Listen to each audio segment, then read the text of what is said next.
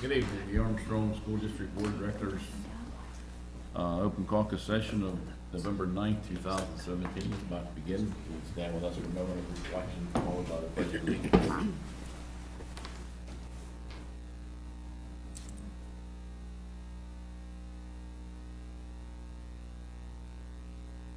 Pledge allegiance to the flag of the United States of America and to the republic for which it stands, one nation, under God, indivisible, with liberty and justice for all.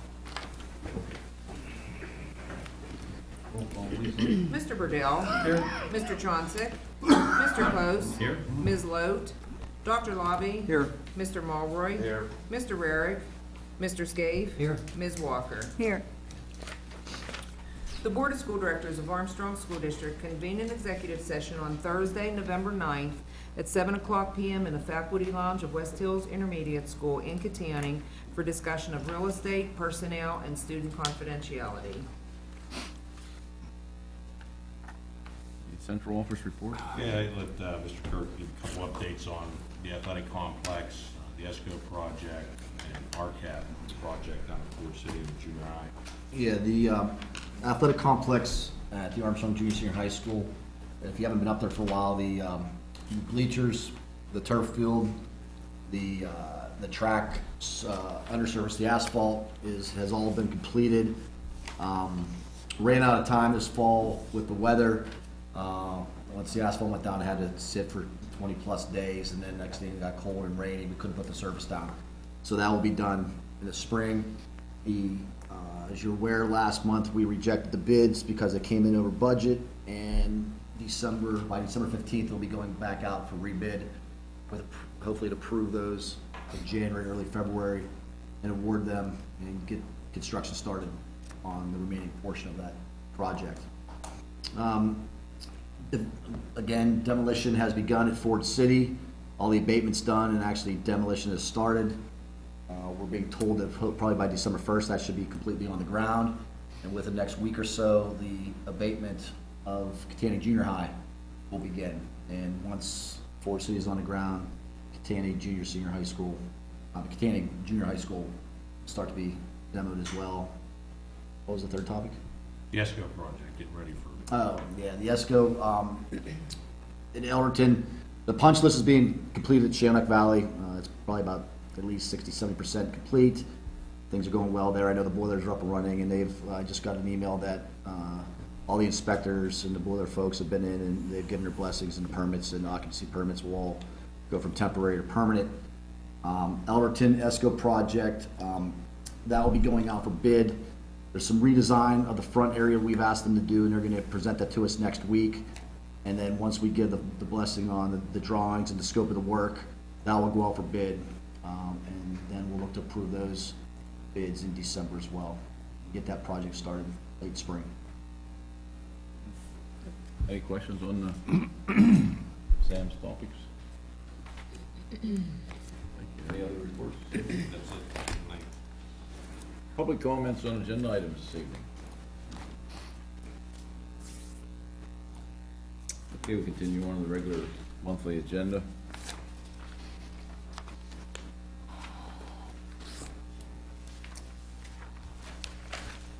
The minutes from the open caucus session, October 5th, and the regular meeting, October 9th. Consensus to place those on for Monday for a vote. Yep. Bills, food service fund, the capital projects fund for October, athletic fund for September, and presentation of the bills for payment for October. Anything to highlight there, or questions on any of those bill categories?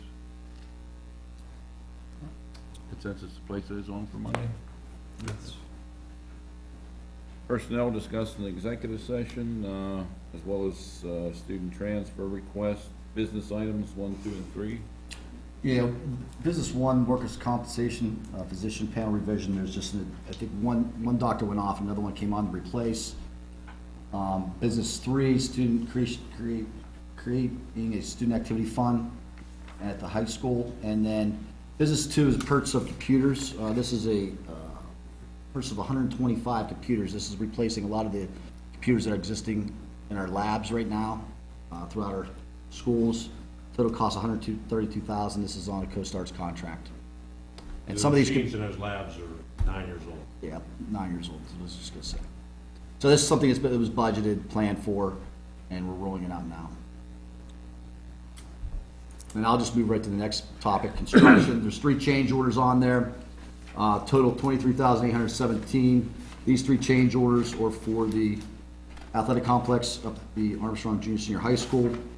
The first one for $9,800, this work has already been completed. When the bleachers were being put in, an additional 1,500 cubic yards of soil needed to be removed underneath the bleachers so we could put a storage area in, and then a landing area in the far end needed to be excavated out, and there's now a cement pad there, and that one was $9,800. Next one, $10,531. That was work that was done in the what's called the D zones, the 2 areas of the track behind the goalpost, where typically you have your pole vault, your jumping pits. What we did was we added an additional runway for our jumping events, which then we made the pit bigger. So a lot of that cost, the majority of that cost, the $10,500, is associated with making that pit bigger, the additional running lanes, and the actually the boards that you jump off of. And we put an extra pole vault. I'm not sure what they call it, but when you stick the pole vault down in the ground or the hole that does it, we put one on each side. I guess pole vault, depending on which way the wind's blowing, you move that around. So we have the ability now to move the pad to each end, depending on which way the wind's blowing, and you're able to do the pole vault that way. So that was the $10,500.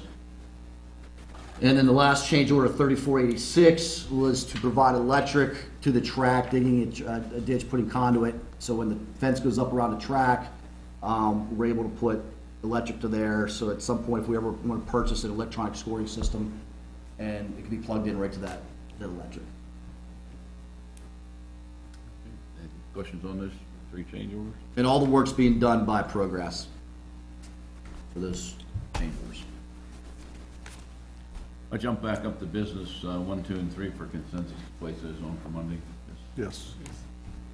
And the construction items 1, 2, and 3 also for consensus to place on for Monday. Student transportation services, list of bus drivers and approval of a contract. Anything to? Yeah, the contract is a new 6-year contract with the current transportation providers we have in the district. Overall, it's an average increase over the 6 years of 2.4%. We've been, copies of that probably available next week, once it's formalized or whatever we have. For There's a copy for the board already Right, attached. board, but they have anything else for public or anything, or? There may be a couple changes, it's Sam and I, but not substantive changes that we talked about. Questions on those 2 transportation items? Consensus to place on for Mondays? Yes. 4 policy items. Turn to our solicitor for description of those. Really, the food nutrition policies are some minor changes in regard to permitting kids who accounts are short to still be allowed to have a meal, and a little bit about the collection procedures that we have to follow under the free and reduced lunch program. Like I said, these are minor touch-ups because this whole policy was greatly changed a while back, whenever the new laws and regs came in. And the other one on 150 is just changing who, if my memory's right, thought I had a hard copy and I don't. I'm taking up all the time here. It was changing our grade span for comparing Title I school buildings within our district. So in other words, you don't compare a whole building to a whole building, you compare the grade span within the building. With other grade spans. With other grade spans, yes. And that has to do with all Title I buildings being equally resourced. On the food and nutrition program, I thought that all of our students qualified for free. Not the secondary. This is only elementary. Elementary. Okay, Yeah, that, so this doesn't And- apply to And elementary. free and reduced doesn't apply to à la carte. Okay, Free and reduced applies to the standard hot meal. right. It has to have so many components for nutrition. Actually, it probably isn't hot anymore either. It doesn't have to be hot anymore. Cold.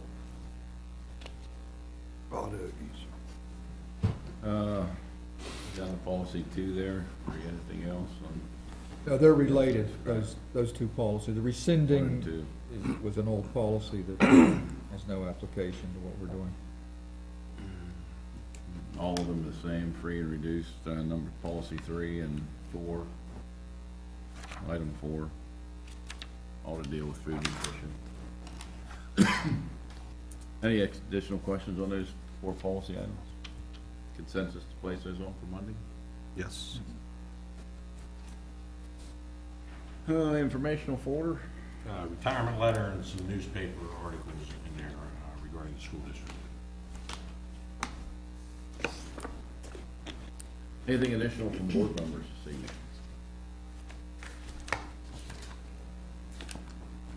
Motion and second for adjournment. Ms. Wall and Ms. Walker, all in favor? Aye. Opposed? We're adjourned, thank you.